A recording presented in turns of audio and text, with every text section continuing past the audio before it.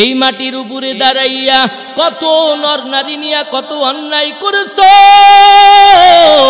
এই মাটির উপরে দাঁড়াইয়া তুমি কত জিনা ব্যভিচার করেছো। এই মাটির উপরে দাঁড়াইয়া তুমি কত মিথ্যা কথা বলেছো। জমিন ওই দিন যদি তোমার ক্ষমতা নিত, জমিন ওই দিন যদি আল্লাহর তরফ থেকে যদি আদেশ পাওয়া যাইত, এ জমিন ফাঁক হয়ে যাইত, তোমারে গ্রাস করে ফেলতো। এরে আল্লাহর বান্দা, এই জমিনের উপরে দাঁড়াইয়া কত জুলুম করেছো। আল্লাহ রাব্বুল আলামিন এই মানুষদেরকে দুনিয়ার জমিনের মধ্যে পাঠাবার পরে এই মানুষের আজকে কত বড় দাপট, এত বড় শক্তি। কেউ ক্ষমতার পাগল, কেউ টাকার পাগল, কেউ গাড়ির পাগল, কেউ আবার নিজের শক্তি প্রয়োগ করে তারে ক্ষমতার বাহাদুরি দেখায়। এই ক্ষমতা নিয়ে মানুষ এত পাগল হয়ে গেল। আল্লাহ তাআলা বলেন এই দুনিয়ার ক্ষমতা, এই ক্ষমতা থাকবে না। যারা তোমরা আজকে ক্ষমতার বড়াই দেখাইতেছো, ক্ষমতার বড়াই চিরকাল তোমাদের থাকবে না। ক্ষমতা তোমাদের মাঝে চিরস্থায়ী থাকবে না। এমন এক সময় আসবে যেদিন তুমি মারা যাবা, সেই দিন সব কিছু পড়ে রবে। তোমার ক্ষমতা, তোমার দাপট, তোমার টাকা পয়সা কোনো কিছুই তোমার সাথে যাবে না।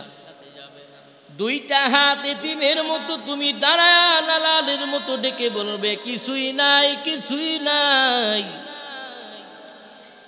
আজকে যারা তোমরা ক্ষমতার পাগল, তাদের জন্য আল্লাহ বলেন ইযা যুলজিলাতিল আরদু জিলজালাহা ওয়া আখরাজাতিল আরদু আসকালাহা।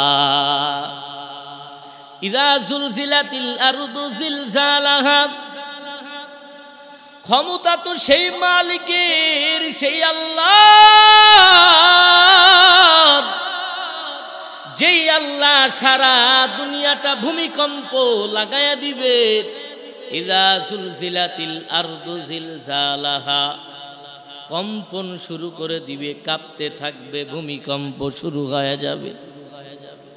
ওয়া আখরাজাতিল আরদু আসকালাহা, জমিনের মধ্যে যতগুলা ধন সম্পদ আছে, হীরা মণি মুক্তা, এগুলা সব আল্লাহর নির্দেশে উগলায়া দিবে। জমিনের উপরে সব কিছু উঠায়া দিবে। আর মানুষ ডেকে ডেকে বলবে হায় রে, কি হইল জমিনের আজকে, যে জমিন আজকে সব কিছু এত দামি দামি সম্পদ বের করে দিচ্ছে। ওয়াকালাল ইনসানু মা লাহা, মানুষ ডেকে ডেকে বলবে কি হইল জমিন তোমার আজকে, কি হইল।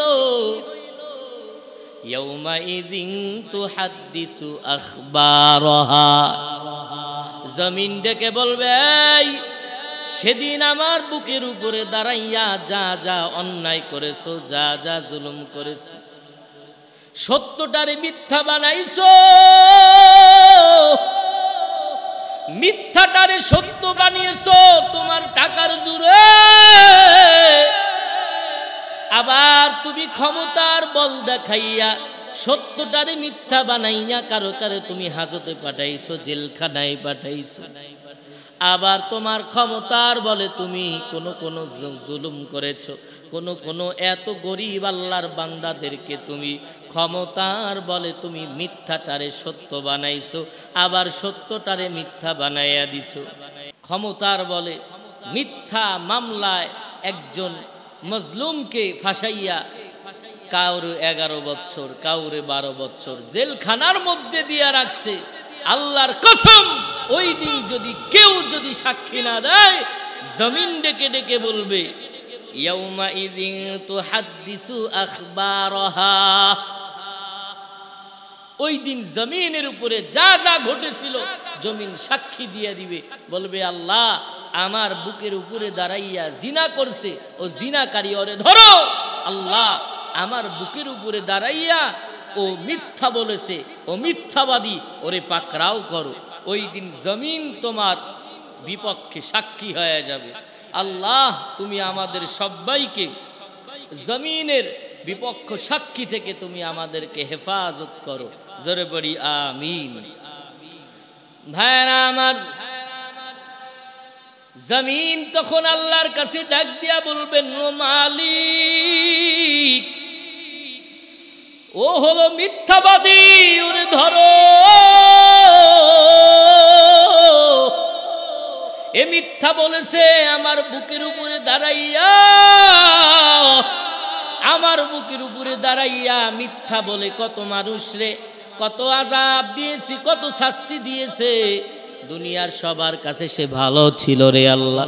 আমি জমিন তাকায়া তাকায়া দেখছি, কিন্তু আমার কিছু বলার ছিল না, কারণ তুমি এখনো আদেশ দাও নাই। এই জমিনের উপরে কত অন্যায় হয়েছে, এই মাটির উপরে দাঁড়াইয়া কত নর নারী নিয়া কত অন্যায় করেছো। এই মাটির উপরে দাঁড়াইয়া তুমি কত জিনা ব্যভিচার করেছো। এই মাটির উপরে দাঁড়াইয়া তুমি কত মিথ্যা কথা বলেছো।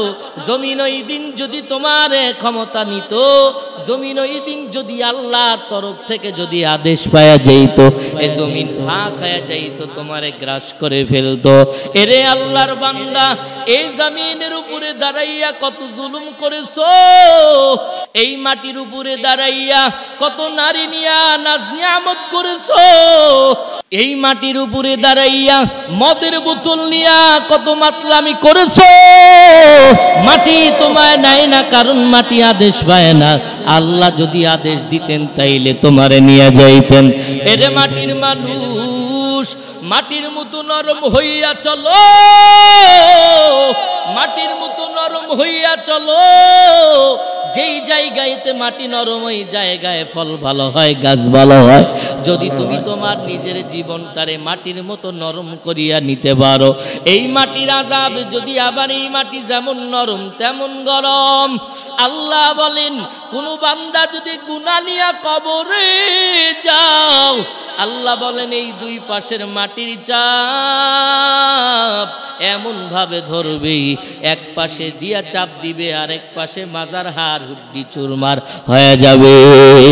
এজন্য ভাইরা আমার, জুলুম করার আগে একটু ভেবে দেখবেন, আমি জুলুম যার উপর করতেছি এর চোখের পানি আল্লাহর কাছে যদি কবুল হয়ে যায়, ওই দিন জমিন দাঁড়ায় দাঁড়ায় বলবে, আল্লাহ আমার বুকের উপরে দাঁড়ায় সে মিথ্যা কথা বলেছে, আমি কিছুই বলতে পারি নাই।